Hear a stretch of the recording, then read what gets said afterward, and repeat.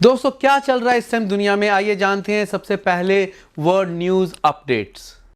नमस्कार दोस्तों, स्वागत है आप सभी का फ्रेंड्स वर्ल्ड टीवी में। चलिए बात करते हैं आज की न्यूज़ की। सबसे पहले बात ग्रेटा थनबर्ग की। दोस्तों, किसान आंदोलन को लेकर ग्रेटा थनबर्ग के अकाउंट से शेयर की गई टूलकिट केस में गिरफ्तार हुई बेंगलुरु की क्लाइमेट एक्टिविस्ट दिशा रवि से पुलिस को अहम जानकारियां मिली है। दिल्ली पुलिस के मुताबिक दिशा ने ही टूलकिट का गूगल डॉक्यूमेंट बनाकर उसे सर्कुलेट किया था। इसके लिए उसने व्हाट्सएप ग्रुप बनाया था। वह इस टूलकिट की ड्राफ्टिंग में भी शामिल थी।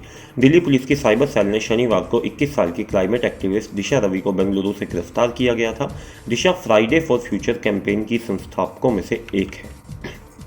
इसके बाद खबर जम्मू कश्मीर से। दोस्तों, पुलवामा हमले की दूसरी बरसी पर सुरक्षा बलों ने आतंकी हमले की एक बड़ी साजिश को नाकाम कर दिया। जम्मू बस स्टैंड से सुरक्षा बलों ने रविवार को करीब 6 किलो आईईडी बरामद की। सुरक्षा बलों ने पूरे बस स्टैंड पर सर्च ऑपरेशन चलाया। पुलिस के मुताबिक पाकिस्तान के सपोर्ट वाले आतंकी संगठन अल बद्र ने पुलवामा हमले की दूसरी बरसी पर ब्लास्ट करने की साजिश रची थी। इसके बाद खबर इंडिया वर्सेस इंग्लैंड के दूसरे टेस्ट के बारे में। दोस्तों, भारत और इंग्लैंड के बीच 4 टेस्ट की सीरीज का दूसरा मैच चेन्नई में खेला जा रहा है। दूसरे दिन टीम इंडिया ने पहली पारी में 329 रन बनाए। रोहित शर्मा ने 161 रन की पारी खेली। इसके जवाब में इंग्लैंड टीम रोहित के स्कोर की बराबरी ही नहीं कर सकी और 134 रन पर ही सिमट गई।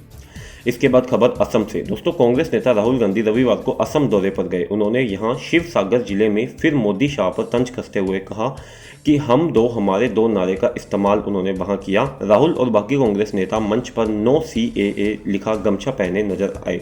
राहुल गांधी ने कहा, हमने यह गमछा पहना है, इस पर लिखा है CAA, नो CAA, इस पर हमने क्रॉस लगा रखा है, मतलब चाहे कुछ भी हो जाए CAA नहीं होगा।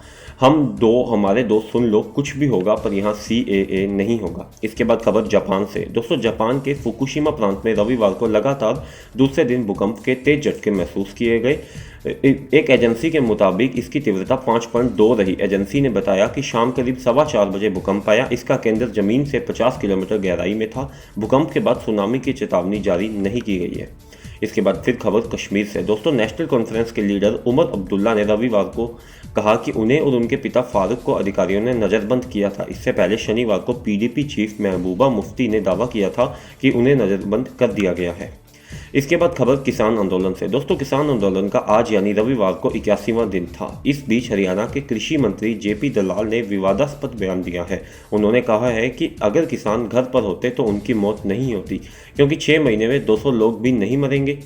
किसानों की मौत उनकी इच्छा से हुई है। हालांकि बाद में दलाल ने सफाई भी दी कि उनके बयान को तोड़ मरोड़ कर पेश किया गया है। इसके बाद खबर अमेरिका से। दोस्तों, पूर्व अमेरिकी राष्ट्रपति डोनाल्ड ट्रंप को शनिवार को उनके दूसरे महाभियोग के मुकदमे से भी बरी कर दिया गया है। 6 जनवरी को कैपिटल हिल में हुई हिंसा को लेकर महाभियोग की प्रक्रिया में 4 दिन की बहस के बाद सीनेट में वोटिंग हुई, जिसमें 57 सीनेटरों ने उन्हें हिंसा भड़काने का दोषी करार दिया, जबकि 43 सीनेटर इसके पक्ष में नहीं थे।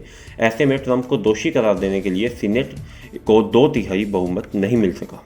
इसके बाद खबर कोरोना से। दोस्तों, देश में कोरोना वैक्सीन लगवाने के बाद जान गंवाने वालों का आंकड़ा 27 पहुंच गया है। केंद्रीय स्वास्थ्य मंत्रालय ने यह जानकारी दी। पिछले 24 घंटे के अंदर 3 लोगों की मौत हुई है। इन लोगों ने 8 से 9 दिन पहले कोरोना वैक्सीन लगवाई थी। मंत्रालय ने यह भी बताया कि अब तक जान गंवाने वाले 25 लोगों की मौत का कारण अलग अलग है। इन्हें अन्य बीमारियां थी। वैक्सीन का मौत से कोई लेना देना नहीं है। 2 लोगों की पोस्टमार्टम रिपोर्ट आना अभी बाकी है। बात करें पूरी दुनिया में कोरोना वायरस की, तो अमेरिका के राज्यों में अब तक कोरोना के नए वेरिएंट के करीब 1000 मामले सामने आ चुके हैं। US centres for disease control and prevention यानी कि CDC के मुताबिक सबसे पहले 981 मामले ब्रिटेन में मिले कोरोना के नए स्ट्रेन के हैं। इसके अलावा 13 मामले साउथ अफ्रीका और 3 मामले ब्राज़ील वाले वेरिएंट के हैं। जापान ने रविवार को अपनी पहली कोरोना वैक्सीन को अप्रूव कर दिया। साथ ही कहा कि कुछ दिनों में देश में वैक्सीनेशन शुरू हो जाएगा। जापान की हेल्थ मिनिस्ट्री ने कहा कि इससे पहले उसने फाइजर की वैक्सीन को मंजूरी दे दी थी। दुनिया में अभी तक 10.9 करोड़ केस है। अब तक महामारी से कुल 24.05 लोगों की जान जा चुकी है। अच्छी बात यह है कि 8.11 करोड़ मरीज ठीक हो चुके हैं। सबसे ज़्यादा परिवार विद अमेरिका में शनिवार को कुल 86,275 लोगों में कोरोना की पुष्टि हुई और 2272 लोगों की मौत हो गई। यहां अब तक 2.81 करोड़ लोग संक्रमित हो चुके हैं, 1.81 करोड़ लोग रिकवर हो चुके हैं और 4.96 लोगों की मौत हो चुकी है। दोस्तों, इसी तरह की और भी लेटेस्ट न्यूज़ पाने के लिए बने रहिए फ्रेंड्स वर्ल्ड टीवी के साथ। धन्यवाद।